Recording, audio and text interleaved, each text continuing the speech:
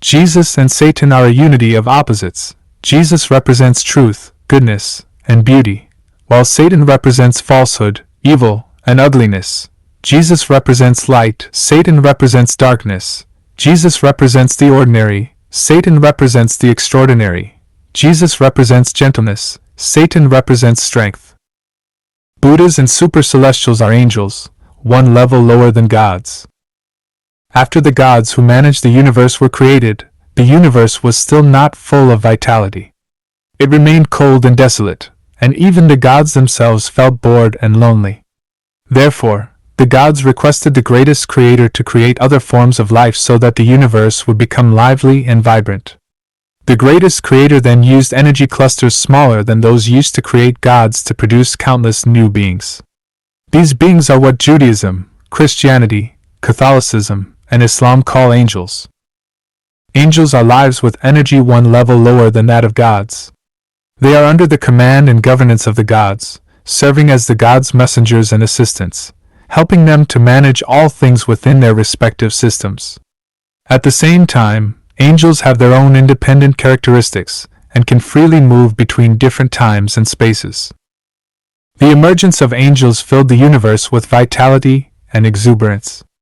Everywhere in the universe could be described as full of song and dance, bustling with life.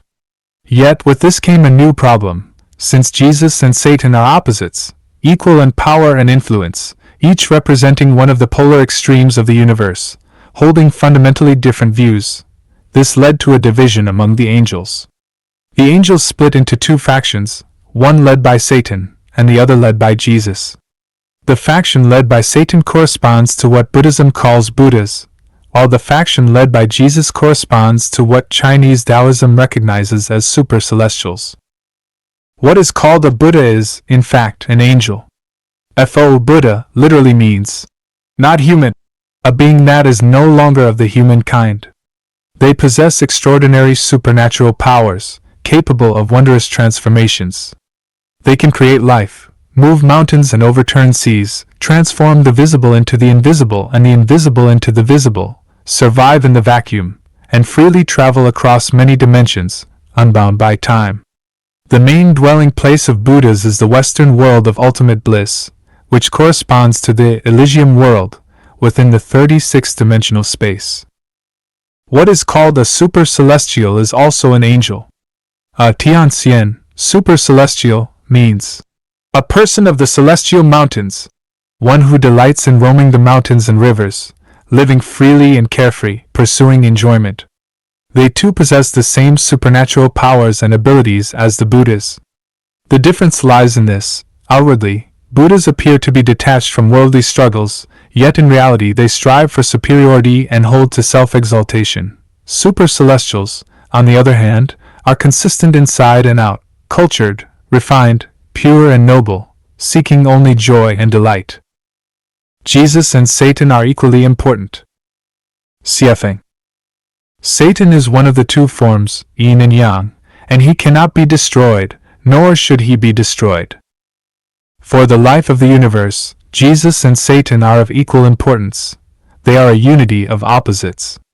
Humanity has always regarded Satan as an enemy, mistaking him for a demon that devours life.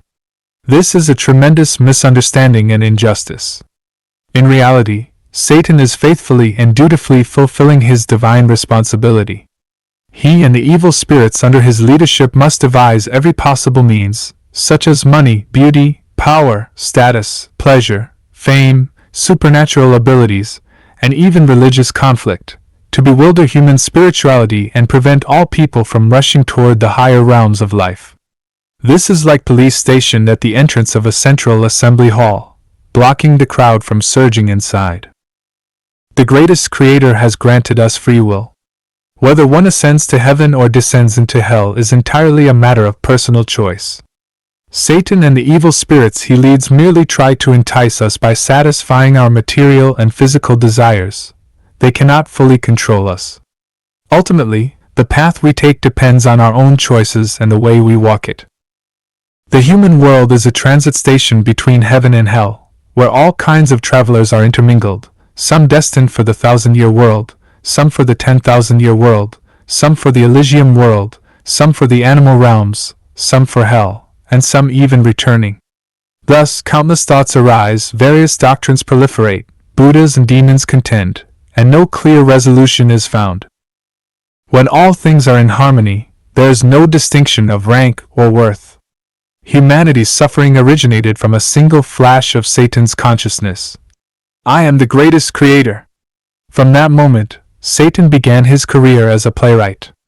Angels who were influenced split from their original essence, and some descended into the human world, where they began creating humans, carnivorous animals, and divisions. Thus, opposition took form, and heaven and hell appeared. Now it is clear, those who follow the way of the greatest creator return to the life of heaven, those who do not will be punished in hell. The repentant will see their lives continuously ascend toward higher level spaces. The arrogant will see their lives fall toward lower level spaces. Each person's destiny lies in their own hands. You reap what you sow. The law of cause and effect, of good and evil returning as shadow follows form, is inexorable. All of this is the result of one's own choices, and the greatest creator bears no blame.